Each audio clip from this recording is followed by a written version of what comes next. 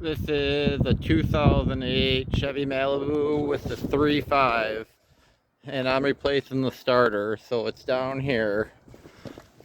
Always make sure to disconnect the battery. I just did both terminals, but then it's pretty much right down below your plate, right up here at the front. There it is, that's your starter. And then there's a 10 millimeter right here you got to take out. Yeah, these are 10. And then there's another 10 right here holding on this plastic piece. So then, yeah, take this plastic piece off. There's the bolt there. So now that plate's removed, looking up, going up, there's a 15. I'm using an extension, and I'm taking that out. And then I'm going to take this 15 out. There's birds going over. So then you're going to also need to get the wires off there. But it's easier to access them once you get it off.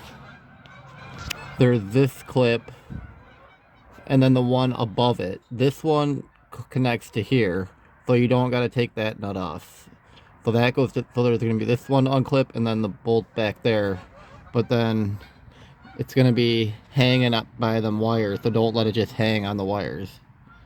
But I'm taking that out, and then it should drop right out.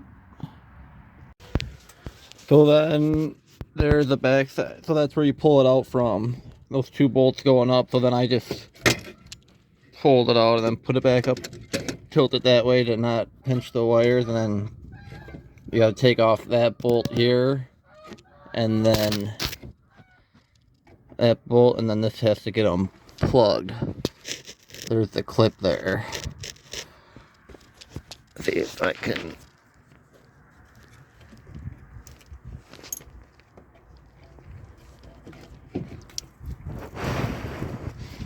Yeah, there's not a lot of room. I'm gonna set the phone down to get that clip undone. So yeah, you just kind of got to move this around till you can get a good thing at that lever to pull that clip up and undo this, because it plugs into there. And then so then yeah, it's this top one that you got to get at, and that's a 13.